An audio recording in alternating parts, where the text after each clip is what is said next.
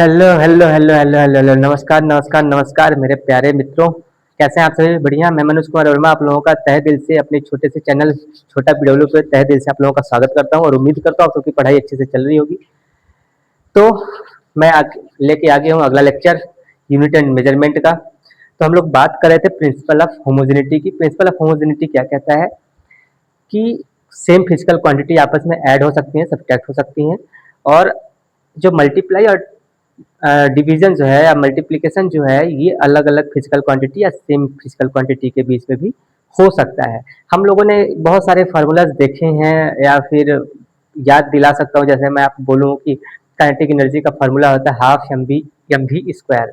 तो हाफ तो एक कांस्टेंट है, उसको अगर आप छोड़ दीजिए फिर नंबर है वो। तो उसके बाद मास जो है, जैसे mass into velocity. M v क्या है? मास इंटू वेलोसिटी। वेलोसिटी एक अलग फिजिकल क्वांटिटी है, मास एक अलग फिजिकल क्वांटिटी है। अलग अलग फिजिकल क्वांटिटी होने के बावजूद भी ये मल्टीप्लाई हो सकता है और एक फार्मूला बनता है किसका? काइनेटिक एनर्जी का। ठीक है। लेकिन यही अलग अलग फिजिकल क्वांटिटी जैसे कि मास हो गया और वेलोसिटी को अगर मैं चाहूँ कि ऐड कर सकूँ तो वो ऐड नहीं हो सकता। प्रिंसिपल ऑफ होमोजेनिटी यही कहता है। होमो का मतलब होता है सेम और जेनिटी का मतलब होता है जेनेसिस। अब ठीक है। तो कहने का मतलब कि सेम फिजिकल क्वांटिटी, जैसे हम लोगों ने एग्जांपल देखा था। और इससे एक पता ये कि क्या चलता है मैं आप लोगों को बताता हूँ, या पिछले लेक्चर में भी हम लोगों ने बताया था या हम लोगों ने पढ़ा था इसके बारे में। मैंने आप लोगों को बोला था अगर डायमेंशनली अगर कोई भी फिजिकल करेक्ट हो गया, डायमेंशनली क्या हो गया? कोई भी फार्मूला करेक्ट हो गया, तो जरूरी नहीं है कि फिजिकली वो चीज करेक्ट हो ही। लेकिन अगर डायमेंशनली अगर फार्मूला इनकरेक्ट हो गया तो यह पक्की बात है वो फार्मूला फिर गलत है तो गलत है। ठीक है। तो हम लोग आगे बात करते हैं, इसी टॉपिक को आगे बढ़ाते हुए हम लोग प्रिंसिपल ऑफ होमोजेनिटी की बात कर रहे थे। प्रिंसिपल ऑफ, ये मार्कर कुछ ज्यादा ही चल रहा है यार।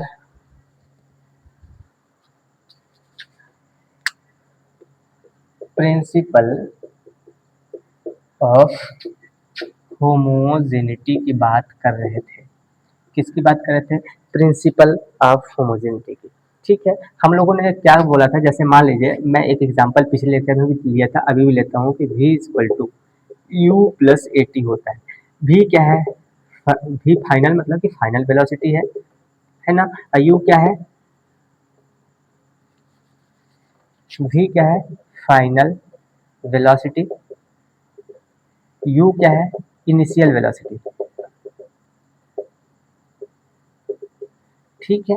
इसमें आप देखिए कि ये और ये अगर ऐड हो रहा है तो इसका मतलब ये है कि ये सेम फिजिकल क्वांटिटी होंगे।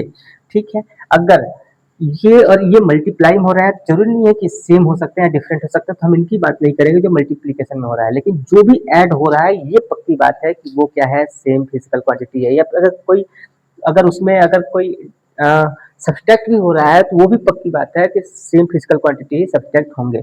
हम लोगों ने देखा था इसको, जैसे मान लीजिए मैं v के डायमेंशन को u के डायमेंशन के बराबर है और u के डायमेंशन को at के डायमेंशन के बराबर हम लोग लिख सकते हैं। ठीक है। तो इसका भी डायमेंशन क्या हो जाएगा? L t minus one. इसका भी क्या हो जाएगा? L t minus one. और इसका भी क्या हो जाएगा? L t minus one. यहीं पे हम लोगों ने एक चीज एक बार मैं ये भी लिखा था, जैसे मान लो v is equal to u plus half a t अगर मैं लिख दूँ, हाफ ए टी लिख दूँ तो इसका भी dimension L t minus one, इसका भी dimension L t minus one आएगा और इसका भी dimension L t minus one आएगा। ये फार्मूला, अगर मैं इस फार्मूला की बात करूँ तो v is equal to u plus a t, v is equal to u plus half a t, ये तो डायमेंशन लेस होगा। इसकी तो बात करेंगे नहीं हम लोग। डायमेंशन क्या होगा? डायमेंशन लेस होगा। डायमेंशन लेस होगा। ठीक है। अगर डायमेंशन लेस हुआ तो फिर इसकी बात नहीं करेंगे, तो डायमेंशन क्या क्या आ जाएंगे? सेम सेम सेम आ जाएंगे, L t minus one, L t minus one सबका। ठीक है। लेकिन इन दोनों फार्मूला में फिजिकली कोई एक करेक्ट है और कोई इनकरेक्ट है फिजिकली। तो कहने का मतलब मेरा ये है, सीधा सिंपल सा बात है कि डायमेंशनली अगर करेक्ट है तो डायमेंशनली तो भी करेक्ट है, डायमेंशनली ये भी करेक्ट है। तो ये कंफर्म है कि डायमेंशनली अगर ये करेक्ट है तो अगर डायमेंशनली करेक्ट है तो फिजिकली करेक्ट हो भी सकता है और नहीं भी हो सकता, इसकी गारंटी नहीं लेता है डायमेंशनली, है ना, प्रूफ चेक करने के लिए। लेकिन अगर मैं बात करूँ, अगर यहीं पे मैं बोलूँ कि v is equal to u plus a t square की बात करूँ तो यहाँ पे क्या आ जाएगा? L t minus two into two, तो एल टी माइनस ये स्क्वायर हो जाएगा ना, ये कट जाएगा तो इसका सिर्फ बचेगा लेंथ, इसका एल आ जाएगा, इसका एल टी माइनस वन आ जाएगा, और इसका एल टी माइनस वन आ गया।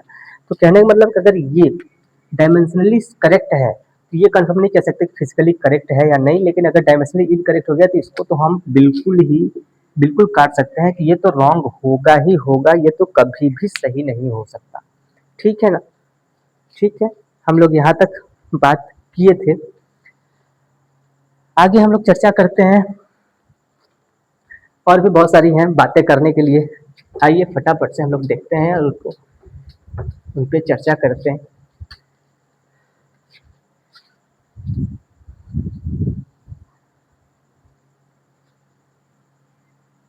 फिर इस पे कुछ चीजें आप लोग याद रखिएगा, जैसे मान लीजिए मैं आपसे बोलूं कि कोई भी कांस्टेंट नंबर, जस्ट एग्जांपल के लिए मैं आपसे एक बोलूं कि 5 के पावर अगर मैं 6 मीटर लिख रहा हूँ, तो ये पढ़ने में थोड़ा सा अजीब नहीं लग रहा है आपको कि 5 के पावर में 6 मीटर, कोई सेंस नहीं है इसका। ठीक है, तो हमेशा पावर में हमेशा एक कांस्टेंट नंबर आता है, हमेशा कांस्टेंट नंबर जो कि डायमेंशन लेस होता है। किसी के भी पावर में अगर कोई भी है तो उसका मतलब वो डायमेंशन लेस होता है। तो मैं ये कह सकता हूँ कि अगर किसी के भी, अगर मैं ऐसे लिख दूँ किसी के भी पावर पावर में डायमेंशन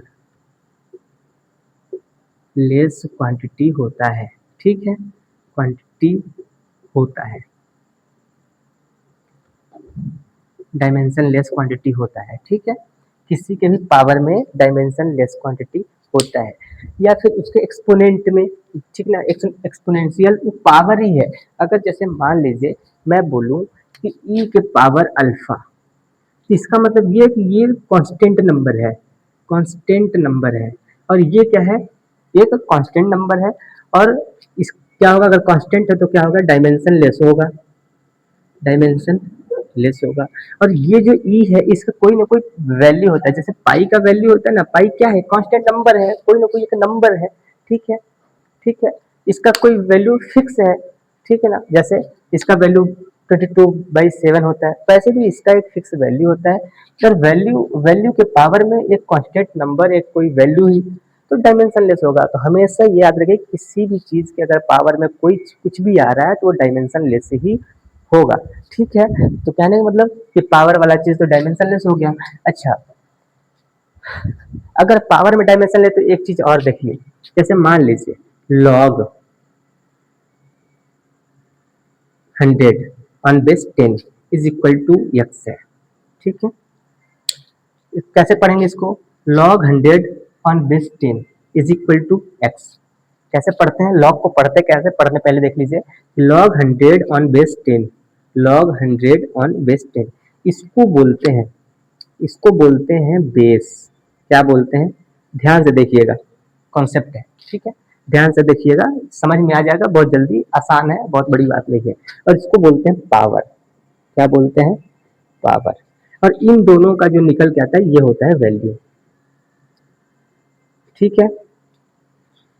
कैसे सॉल्व करते हैं, ये है कि एक्चुअल में कि इस बेस के पावर में क्या रखा जाए, इस बेस के पावर में क्या रखा जाए कि 100 आ जाए। अगर इसको मैं ऐसे लिखना चाहूँ तो ऐसे भी लिख सकता हूँ कि 10 के पावर में x है इज इक्वल टू कि 100 आया, 10 के पावर में x रखो कि 100 आ जाए, तो x की वैल्यू क्या होगी, x की वैल्यू क्या होगी, निकाल सकते हो क्या, 10 के पावर में से क्या रखो 100 आ जाए, सीधा सा सिंपल सा सवाल है, 10 की पावर 2, सही बात, पक्की बात है, समझ में आया। अगर 10 की पावर में 2 रखेंगे तो 100 आ जाएगा, तो x की वैल्यू क्या आएगी, x इज इक्वल टू 2।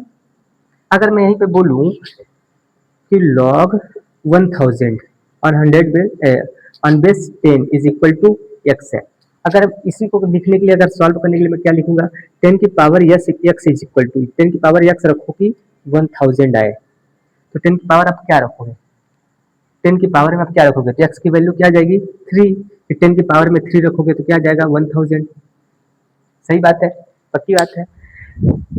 अच्छा, एक चीज और बताना, अगर ये पावर में है, अगर यक्स इसका पावर है तो पावर क्या होता है, कांस्टेंट वैल्यू, और कांस्टेंट का डायमेंशन लेस, कोई डायमेंशन होता ही नहीं है, कोई डायमेंशन होता ही नहीं है, गया काम से, गया काम से, ये भी डायमेंशनलेस। ठीक है, तो लॉग आ जाए, ठीक है, इसमें से कुछ भी निकालने के लिए आ जाए, इसका ये पूरा वैल्यू, भाई किसी के पावर में एक्स है, अगर जैसे मान लो ये 10 है, 10 कांस्टेंट नंबर ही है, ठीक है, क्या है, कांस्टेंट नंबर है, इसका कोई तो वैल्यू है ही नहीं, सॉरी वैल्यू है लेकिन डायमेंशन तो है नहीं। ये पावर है, पावर का भी कोई डायमेंशन होता नहीं है, फिर इनसे निकल के जो नंबर आएगा तो भी तो एक कांस्टेंट ही आएगा, अगर कांस्टेंट ही आएगा फिर इसका भी कौन सा डायमेंशन, डायमेंशनलेस। तो कहने का मतलब कि लॉग से संबंधित कोई भी सवाल आ जाए, डायमेंशनलेस डालो और उसका वैल्यू निकालो, बस बात खत्म। ठीक है, समझ में आया। अगर जैसे मान लो किसी के पावर में जैसे 2 की पावर 2 अल्फा लिख दिए, ठीक है, ये तो कांस्टेंट वैल्यू है, ये पावर में बोला कि भी कांस्टेंट ही होता है, भी कांस्टेंट ही है।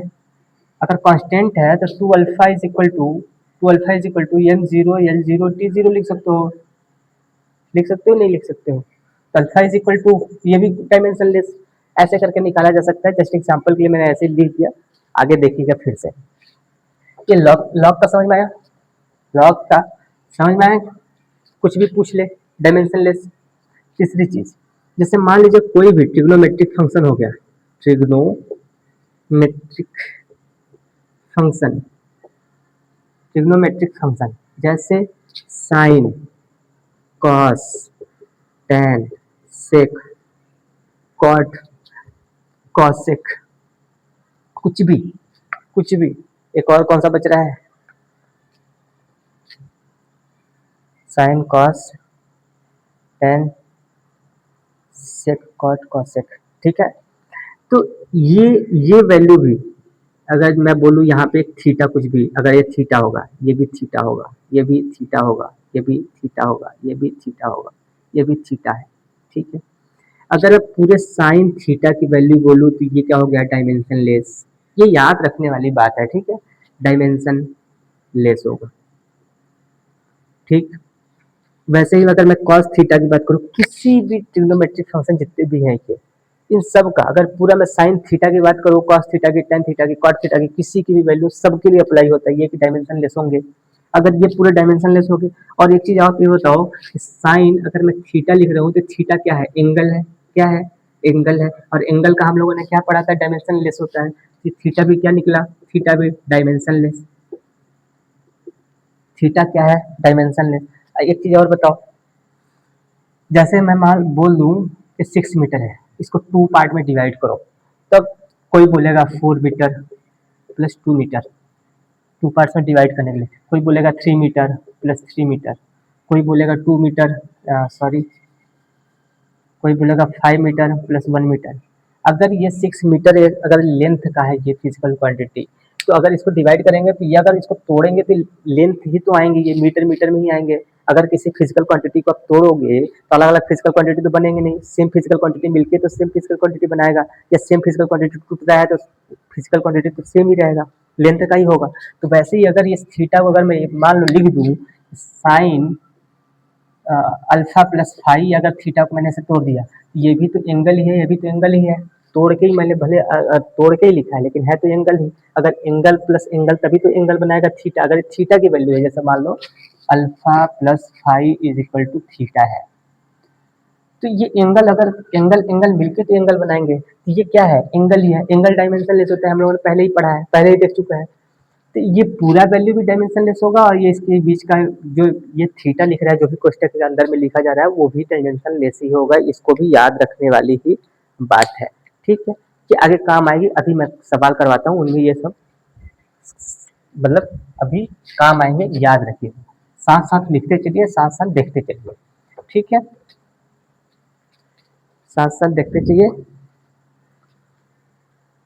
जैसे मैं बोलूँ कि P इज इक्वल टू, एक क्वेश्चन देखता हूँ, P is equal to P naught E की पावर ए एक्स। कि ई क्या है, एक्सपोनेंशियल इसको बोलते हैं, एक्सपोनेंशियल। इसका एक वैल्यू होता है, ई का एक वैल्यू होता है 2.71, ठीक है, 2.71 ऐसा कुछ करके होता है, ठीक है। मैं देख के कंफर्म बताता हूँ, शायद यहाँ पे 0 होता है, नहीं होता है, अभी ध्यान से उतर रहा है, ठीक है। तो वैल्यू का मतलब नहीं है, इसका आपको इतना याद रखना है कि इसका एक वैल्यू फिक्स होता है, तो ये कांस्टेंट है। और ई के पावर में एक्सपोनेंशियल पावर इसको बोलते हैं क्या है, कि पावर में ए और एक्स, ए एक्स से लिखा है, ठीक है। तो मैंने अभी क्या बोला था, ये पी क्या है, p is equal to pressure, क्या है, प्रेशर। पी नॉट क्या है, इनिशियल प्रेशर, इनिशियल प्रेशर, ठीक है। ये फाइनल प्रेशर है ना, ठीक है। अगर P प्रेशर है, P नॉट ई की पावर ए एक्स, ये आपके पास इक्वेशन है। इसमें अगर बोला कि ए का डायमेंशन निकालो, ए का डायमेंशन निकालो, डायमेंशन कैसे निकालोगे, मैंने अभी क्या बताया कि जो भी पावर में होता है पावर डायमेंशन लेस होता है, किसी के पावर में कुछ भी आ जाए डायमेंशन लेस होगा। तो कहने का मतलब कि ए एक्स को हम लोग डायमेंशन लेस लिख सकते हैं कि नहीं, डायमेंशन लेस लिख सकते हैं कि नहीं। अगर डायमेंशन लेस इसको लिख सकते हैं, एक्स क्या है, एक्स पोजीशन है, क्या है, पोजीशन है। ए एक्स को हम लोग डायमेंशन लेस लिख सकते हैं। तो A X is equal to M zero L zero T zero, M zero L zero T zero ऐसे लिख सकते हैं।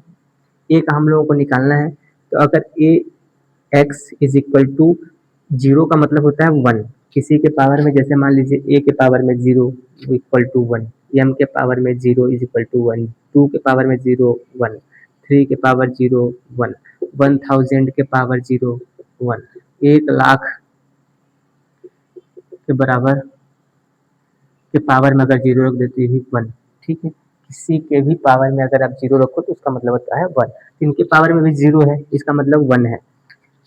तो कैसे लिख सकते हैं, A is equal to one by X, X क्या है, length, equal to one by L लिख सकते हैं। एल ऊपर जाएगा तो एल माइनस वन, ये आपका डायमेंशन निकल के आ जाएगा, क्या, एल की पावर माइनस वन। तो ए का डायमेंशन क्या निकल के आए, एल की पावर माइनस वन। कैसे निकाल सके हम लोग, क्योंकि हम लोगों को पता है पहले से किसी के पावर में भी कुछ भी होता है वो एक कांस्टेंट होता है, और कांस्टेंट मतलब कि डायमेंशन लेस होगा। और ये डायमेंशन लेस है तो हम लोगों को बहुत बड़े आसानी से हम लोग क्या कर सकते हैं, ए का डायमेंशन निकाल सकते हैं चुटकियों में, ठीक है। समझ में आया।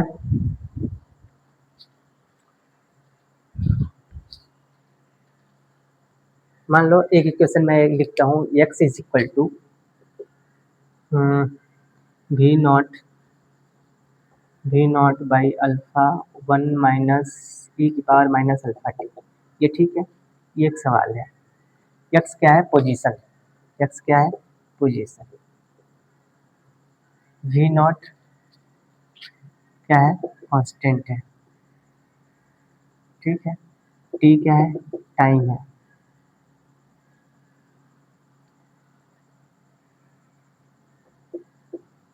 टी क्या है, टाइम है। अल्फा का क्या निकालना है, डायमेंशन। अल्फा क्या निकालना है, डायमेंशन। ट्राई करोगे क्या, कोई भी, फटाफट से पॉज करके, ठीक है। आइए देखते हैं, एक्स पोजीशन है। अगर मैं बोलूं कि अल्फा टी का, अगर यहाँ पे अल्फा का डायमेंशन निकालने के लिए बोल रहा है, तो मैं सीधी सी बात है कि ये ई के पावर में है, एक्सपोनेंशियल पावर में है वो, तो उस पावर को हम लोग डायमेंशन लेस लिख सकते हैं। तो माइनस अल्फा टी को हम लोग क्या लिख सकते हैं, डायमेंशन लेस, क्या लिख सकते हैं, डायमेंशन डायमेंशन लेस, ठीक है। अगर इसको डायमेंशन, थोड़ी देर के लिए डायमेंशन निकालने के लिए यहाँ पे हम लोग माइनस को इग्नोर करते हैं। Alpha T is equal to क्या लिख सकते हैं, m zero L zero T zero लिख सकते हैं। यहाँ पे वी नॉट कॉन्स्टेंट है तो इसका भी डायमेंशन निकालने के लिए पूछेगा, वी नॉट के लिए भी डायमेंशन डायमेंशन क्या होगा, इसको भी निकालो, ठीक है। यहाँ पे देखते हैं हम लोग निकालते हैं अल्फा टी, ठीक है। तो अल्फा बराबर क्या हो जाएगा, अगर एम जीरो एल जीरो को टी जीरो को हम लोग वन लिख सकते हैं, तो alpha T is equal to one हो जाएगा। तो alpha is equal to one by T हो जाएगा। Alpha alpha is equal to क्या हो जाएगा, टी माइनस वन। ये क्या आ गया, डायमेंशन अल्फा का। हमको निकालना है किसका है, वी नॉट का। तो वी नॉट बाई अल्फा है, तो वी नॉट का हम लोग क्या निकाल सकते हैं, T minus one is equal to X का क्या है, एल, क्या है, L. X is equal to V naught by alpha है, ठीक है। तो X is equal to V naught by alpha की जगह पे हम लोग क्या लिख सकते हैं, टी माइनस वन, ठीक है। एक्स का क्या है, लेंथ, क्योंकि एक्स एल पोजीशन है एक्स, तो एक्स के जगह पे हम लोग एल लिख सकते हैं। और वी नॉट की जगह पे वी नॉट बाई टी की पावर माइनस वन, टी की पावर माइनस वन इस साइड जाएगा। तो V naught is equal to क्या हो जाएगा, एल टी माइनस वन, ये इसका क्या हो जाएगा, वी नॉट का डायमेंशन। अल्फा का डायमेंशन हम लोगों ने क्या निकाला, T minus one, V naught को क्या निकाला, एल टी माइनस वन। ये देख लीजिए, फटाफट से आंसर मैच करें। ठीक है, ठीक है, ये इक्वेशन लिखा है, इसमें ओमेगा, इसमें अलग अलग का ए का ओमेगा का हम लोग डायमेंशनल फार्मूला निकाल के देखते हैं।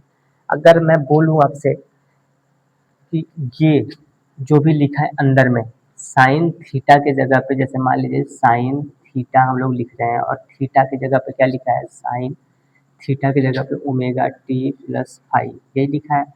थीटा इज इक्वल टू क्या हो गया, ओमेगा टी प्लस फाइव। ये बात समझ में आ रही है क्या? ये बात समझ में आ रही है। साइन थीटा है और थीटा की जगह पे ओमेगा टी प्लस फाइव लिखा हुआ है। ठीक है, पक्की बात। और तो हम क्या लिख सकते हैं कि theta is equal to omega T plus five हो सकता है। ठीक है, ओमेगा टी और plus five, omega T plus five, omega T is equal to five हम लोग लिख सकते हैं क्योंकि सेम डायमेंशन के सेम फिजिकल क्वांटिटी क्या हो सकते हैं, ऐड हो सकते हैं। अगर अगर ये सेम फिजिकल क्वांटिटी है तो इन फिजिकल क्वांटिटी को हम लोग इक्वल लिख सकते हैं। अगर ये इक्वल है तो ये भी थीटा और ये भी थीटा, ये भी थीटा एंगल ही है, थीटा मतलब एंगल, ये भी एंगल, ये भी एंगल, एंगल एंगल मिलके ही तो एंगल बना रहे हैं। इस पक्की बात है कि ये भी एंगल होगा, ये भी एंगल होगा। और ये अगर एंगल है, ये भी एंगल है, तो कहने का मतलब कि हम लोग omega T is equal to M zero L zero T zero लिख सकते हैं। फाई को भी, फाई को भी हम लोग M zero L zero T zero लिख सकते हैं। तो फाई इज इक्वल टू क्या हो गया, M zero L zero T zero. क्यों? क्योंकि ये एंगल है। ओमेगा टी को भी हम लोग M zero L zero T zero लिख सकते हैं। ठीक है, क्यों? तो कहने का मतलब omega T is equal to one लिख सकते हैं क्योंकि इसको किसी पावर में जीरो हम लोग वन लिख सकते हैं उसको। तो ओमेगा बराबर क्या हो गया, वन बाई टी। तो ओमेगा इज इक्वल टू इसका क्या डायमेंशन हो जाएगा, टी माइनस वन। तो ओमेगा का हम लोगों ने क्या निकाला, T minus one dimensional formula क्या हो जाएगा, वन, टी माइनस वन। ठीक है, अगर मैं ए की बात करूँ, ए की बात करूँ तो ए का कैसे निकलेगा, ये पूरा टर्म मैंने बोला था कि साइन थीटा, साइन यहाँ पे थीटा लिखो, कुछ भी लिखो, ये अगर टोटल है तो ये टोटल तो होगा ही होगा डायमेंशनलेस, और ये भी डायमेंशनलेस होगा। कहने का मतलब कि एंगल तो डायमेंशनलेस होगा और ये पूरा पूरी वैल्यू जो निकल जाएगी ये भी डायमेंशनलेस होगी। इसको हम लोग डायमेंशनलेस लिख सकते हैं। ठीक है, तो D Y by D T is equal to A omega, और इसके आगे M zero L zero T zero, कहने का मतलब वन, तो ये वन तो मतलब वन, मल्टीप्लाई में वन लिखो तो कोई मतलब ही नहीं है, सेंस ही नहीं है वन मल्टीप्लाई करने में, क्योंकि सेम वैल्यू आती है। ठीक है, तो ऐसे। अच्छा, ये डी वाई क्या है,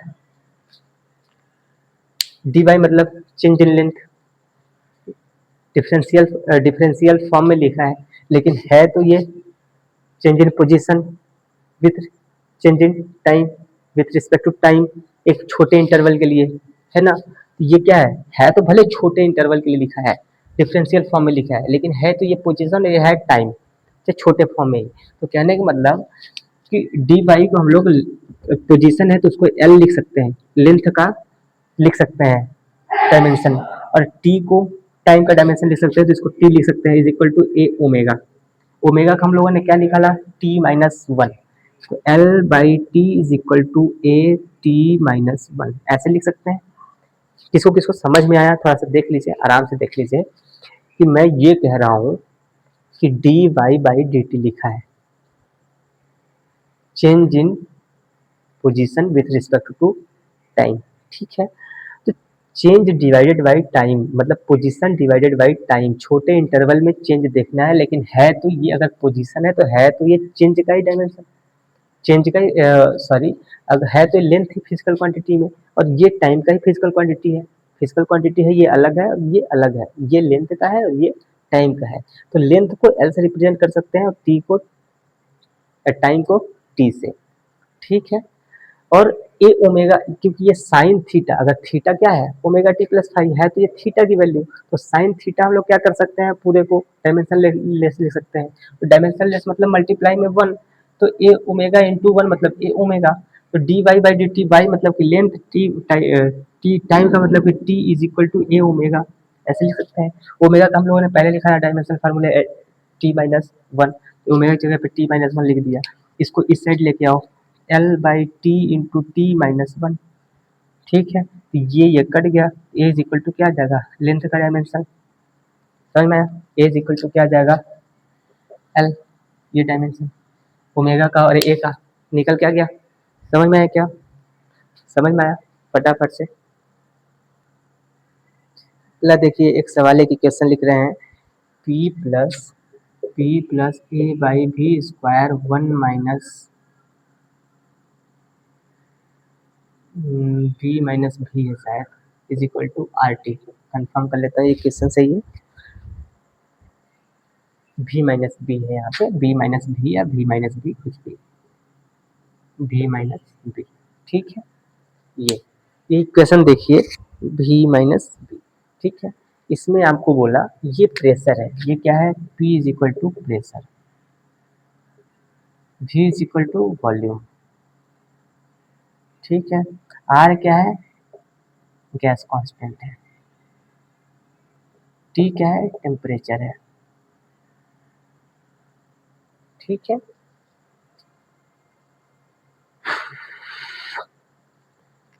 a and b constant, A and B क्या है, कांस्टेंट है। ए और बी का क्या डायमेंशनल फार्मूला निकालना है, ट्राई करोगे, पॉज करके एक बार ट्राई करो, आइए देखते हैं। अगर ये डिवाइड हो रहा है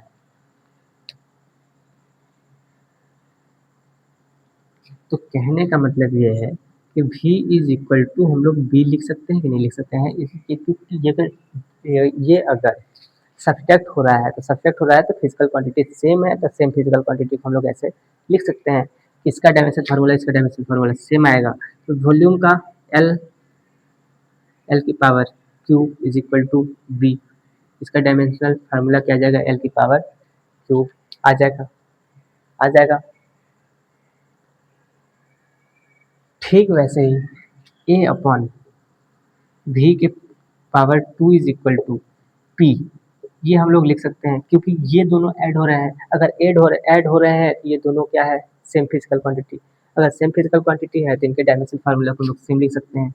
ए बाई वी स्क्वायर मतलब एल की पावर 3 के का square is equal to P क्या है, पी क्या है, पी क्या है, प्रेशर, प्रेशर क्या है, M L minus 1 t - 2, M की एम एल माइनस 1 t⁻², ऐसे लिख सकते हैं। तो ए की पावर एल की पावर 6, ए बाई एल की power 6 is equal to M L minus 1 t - 2, इसको इस साइड लेके आओ, A is equal to M L minus 1 t - 2 into L की पावर 6, ठीक है। एक एल से एक एल कटा तो एम एल की पावर 5 टी की power -2, A is equal to क्या निकल के आया, एम एल की पावर 5 टी की power -2, B is equal to क्या निकल के आया, एल की पावर 3, ठीक है। ये समझ में आया क्या, देख लो कैसे निकाला, देख लो, ठीक है, ठीक है। दूसरा दूसरा हम लोगों ने क्या देखा था इस पे, तो ठीक है, दूसरा हम लोगों ने एप्लीकेशन क्या देखा था कि किस तरीके से हम लोग क्या करते हैं, ड्राइव कर सकते हैं फार्मूला, क्या आता है फार्मूला ड्राइव करने के लिए, फार्मूला डेरिवेटिव, फार्मूला कैसे ड्राइव करते हैं, ठीक है। फार्मूला कैसे ड्राइव करते हैं इसका सेकंड पार्ट है किसका, एप्लीकेशन का, किसका, डायमेंशनल फार्मूला का। जैसे मान लीजिए अगर मैं बोलूँ कि टाइम पीरियड टी जो है, T depends, time period time period T is depends on acceleration due to gravity g and length l, ठीक है, ठीक है। सो derive फार्मूला,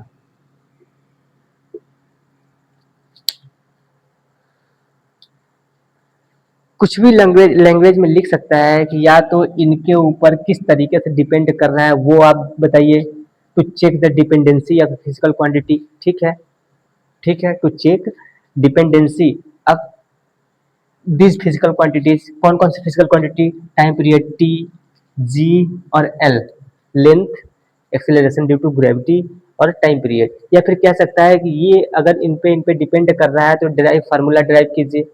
किसी भी लैंग्वेज में दे सकता है लेकिन करना सेम चीज ही है।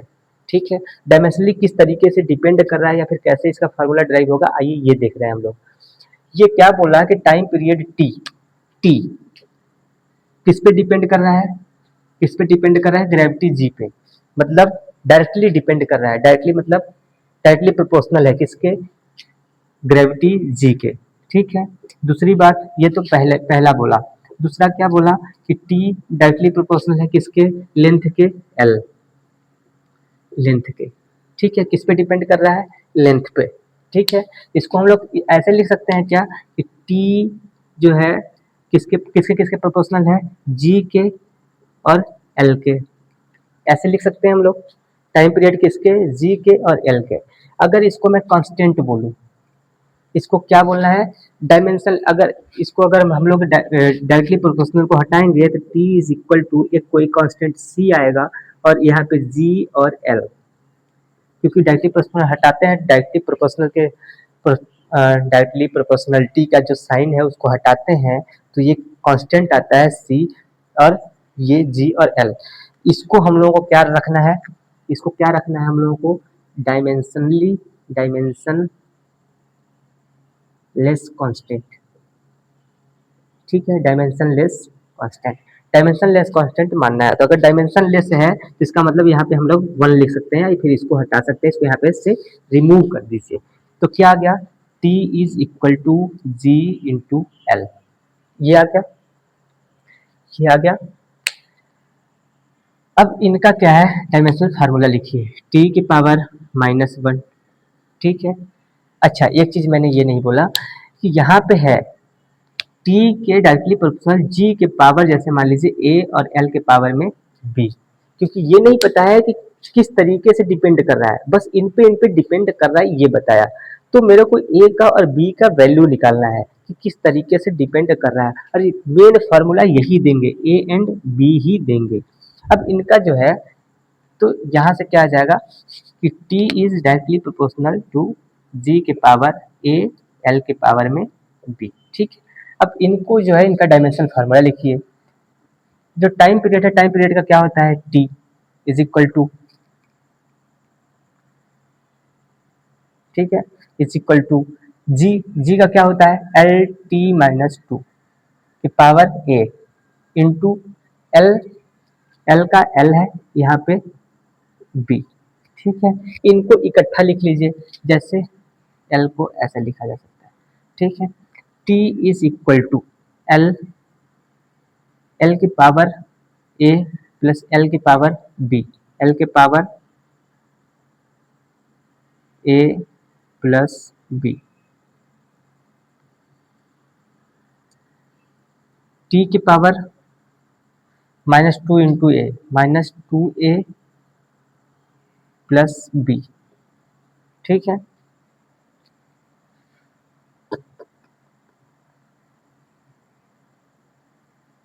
अब देखिए इससे कंपेयर कीजिए, इसको हम लोग क्या लिख सकते हैं? L zero T is equal to L की power A plus B.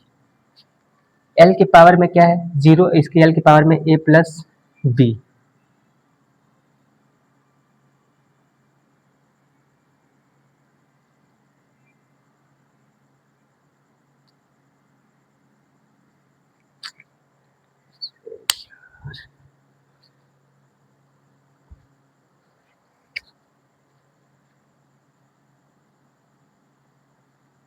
Confuse करता है, फटाफट से मैं ध्यान नहीं देता, कुछ भी लिख जाता हूँ। ठीक है, थोड़ा सा प्रिंटिंग मिस्टेक समझिए। एल की पावर ए प्लस बी है। ठीक है, तो हम लोग इसको कंपेयर करना है। राइट हैंड साइड में जो लिखा है, लेफ्ट हैंड साइड और राइट हैंड साइड दोनों को आपस में कंपेयर करना है। जब कंपेयर करेंगे तो जैसे मान लीजिए एल के पावर 0 है और इसके एल के पावर ए प्लस बी है, तो इसका हम कहने का मतलब मैं ये लिख सकता हूँ कि A plus B is equal to dimensionless, मतलब कि 1। ऐसा लिखा जा सकता है? नहीं, ऐसा नहीं, 0 0 लिख सकते हैं कि ये एल और ये एल, ए प्लस बी और ये 0, कहने का मतलब A plus B is equal to 0 हो सकता है। अच्छा, यहाँ पे देखिए, यहाँ पे देखिए टी के power -2a is equal to, यहाँ पे क्या है, टी के पावर 1, टी के पावर 1, तो -2a इज इक्वल टू क्या है, 1, तो a इज इक्वल टू क्या है, -12। ठीक है, a इज इक्वल टू क्या है, -12।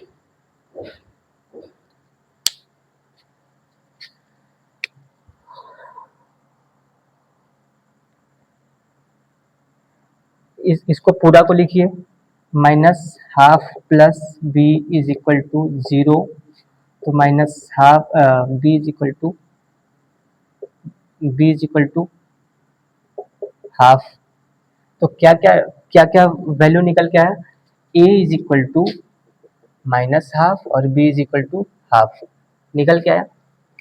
ठीक है, अब ये जो हम लोगों ने फार्मूला लिखा था, t इज इक्वल टू, यहाँ पे t is equal to g के पावर में a और l के पावर में b, इसको हम लोग कैसे लिख सकते हैं, t इज इक्वल टू, ये क्वेश्चन अगर लिख लिए होगे तो इसको मैं मिटा रहा हूँ थोड़ा सा देखने के लिए। t is equal to g के पावर में -12,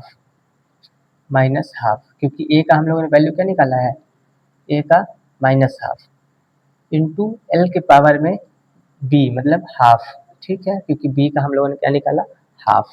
ठीक है, तो अगर ये माइनस में है कोई भी चीज, जैसे मान लीजिए 1/a की पावर में हाफ लिखा है या कुछ भी लिखा है, कुछ भी 2 लिखा है, अभी हम लोगों ने देखा है ना, ये जब ऊपर जाता है तो क्या जाता है, 1 इंटू ए की पावर -2, पावर माइनस में आ जाती है। वैसे ये पावर माइनस में है तो इसको अगर अपॉन में लेके आएंगे तो क्या आ जाएगा, पॉजिटिव में, तो t is equal to L के पावर हाफ अपॉन जी के पावर हाफ, ऐसे लिख सकते हैं। और हाफ का मतलब क्या होता है, हाफ का मतलब क्या होता है, अगर अगर पावर में हाफ लिखा है तो इसका मतलब होता है अंडर रूट, तो हम लोग क्या लिख सकते हैं, t is equal to L by G under root में, ये इसका फार्मूला आ जाएगा।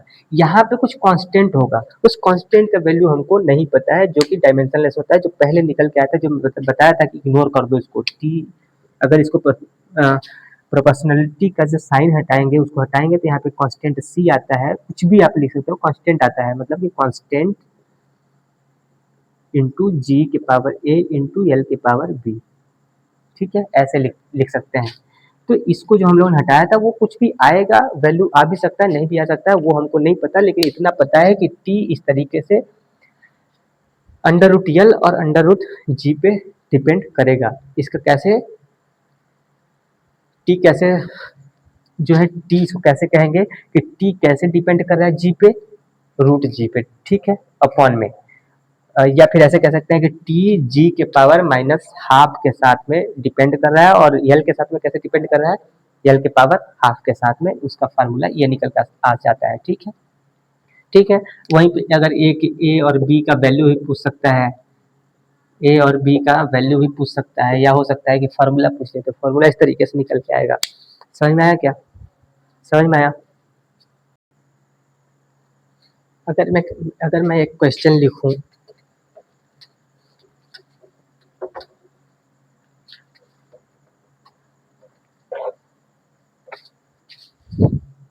अगर मैं एक क्वेश्चन लिखूं, अच्छा बच्चों, टाइम ज़्यादा हो रहा है, 40 मिनट का लेक्चर हो गया है, तो कल कंटिन्यू करेंगे ये चीज़।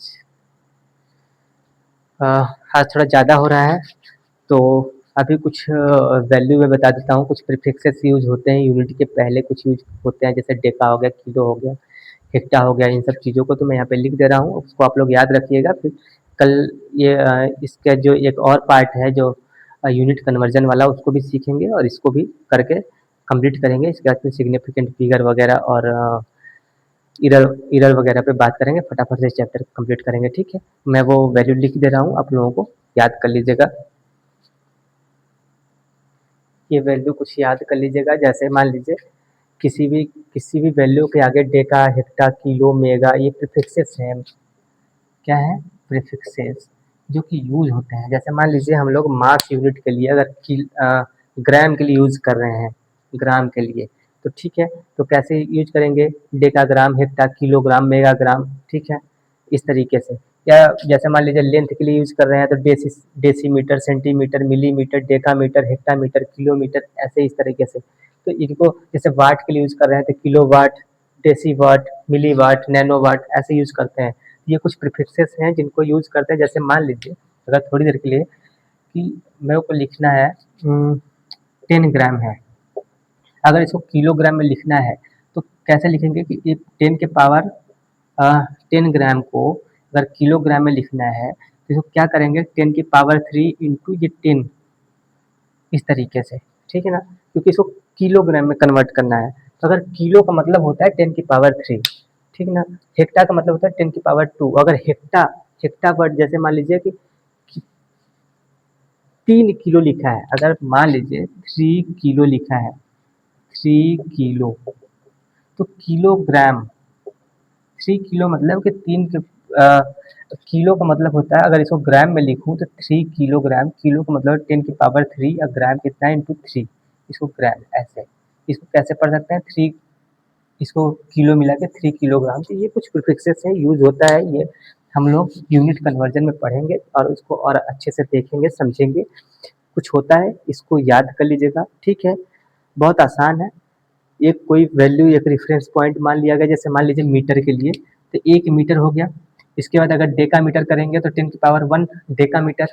अगर हेक्टा में लिखा है तो 10 की पावर 2 यूज करेंगे हेक्टा की जगह पे। किलो, अगर किलोमीटर लिखा है तो किलो मतलब 10 की पावर 3 मीटर, ठीक है ना। ये मीटर है, यहाँ पे अगर मीटर लिख सको, कुछ भी है। अगर आप जिस फिजिकल फिजिकल क्वांटिटी की बात करें, उस फिजिकल क्वांटिटी का यहाँ पे यूनिट, जैसे मान लीजिए मैं लेंथ की बात कर रहा हूँ तो लेंथ के लिए इतने मीटर, ठीक है। अब इसको अगर एक रेफरेंस मान लिए तो अगर 1 मीटर है, इसको अगर डेका मीटर में लिखना है तो 10 की पावर 1, इसको हेक्टा में तो याद कर लीजिएगा, फिर और आराम से देखेंगे। कुछ और वैल्यू है जैसे एंगस्ट्रॉम, ये लेंथ का यूनिट है, इसको 10 की पावर -10 मीटर होता है एंगस्ट्रॉम मतलब, ठीक है। एक होता है फर्मी, ये सिर्फ और सिर्फ फर्मी यूज होता है किसके लिए? ओनली लेंथ के लिए। किसके लिए? ओनली लेंथ के लिए यूज किया जाता है। फर्मी 10 की पावर -15 मीटर होता है, ठीक है। One astronomical unit, astronomical unit क्या होता है कि किसी तो ग्रहों के बीच का, क्या बोलते हैं उनको, स्टार्स के बीच का, स्टार्स तो नहीं कह सकते, जो प्लेनेट होते हैं, प्लेनेट के बीच का जो दूरी, जैसे अर्थ और सन के बीच का, या फिर सन और मून के बीच का, अर्थ और मून के बीच का, इनके बीच का जो डिस्टेंस है उसको निकालने के लिए हम लोग क्या यूज करते हैं? Astronomical unit. कैसे निकाला जाता है इसको? लाइट का स्पीड क्या होता है? जैसे मान लीजिए स्पीड ऑफ लाइट की हम लोग बात करें इन वैक्यूम, तो क्या होता है? C is equal to speed into time, ऐसे निकाल सकते हैं, स्पीड इंटू टाइम। लाइट का स्पीड क्या होता है? सॉरी, स्पीड इक्वल टू क्या होता है? स्पीड इज इक्वल टू क्या होता है? Distance upon time. और डिस्टेंस निकालने के हम लोग क्या करेंगे? स्पीड इंटू टाइम से मल्टीप्लाई कर देंगे, टाइम से मल्टीप्लाई कर देंगे। जैसे मान लीजिए जो अर्थ जो इसका स्पीड ऑफ लाइट होता है, ये कितना होता है? 3 × 10⁸ मीटर, ठीक है। 3 × 10⁸मीटर। और टाइम क्या होता है? जैसे सन से और अर्थ तक पहुंचने में जो टाइम होता है लगभग, वो कितना लेता है टाइम? 500, 500 क्या? सेकेंड। मतलब 5 × 10⁻2 इंटू 3 × 10⁸मीटर। ऐसे करके हम लोग डिस्टेंस निकालते हैं, और डिस्टेंस निकाला जा सकता है। तो इसका वैल्यू क्या निकल करता है? वन एस्ट्रोनॉमिकल यूनिट का क्या वैल्यू निकल करता है? 1.5 इंटू 10⁻11 मीटर, ठीक है। इनको और अच्छे से हम लोग समझेंगे आगे। आज थोड़ा सा टाइम का ये नहीं है, इसलिए मैं ज़्यादा समझाने की कोशिश नहीं कर रहा हूँ, ज़्यादा लेंथी हो जाएगा। 1 लाइट ईयर क्या होता है? एक साल में,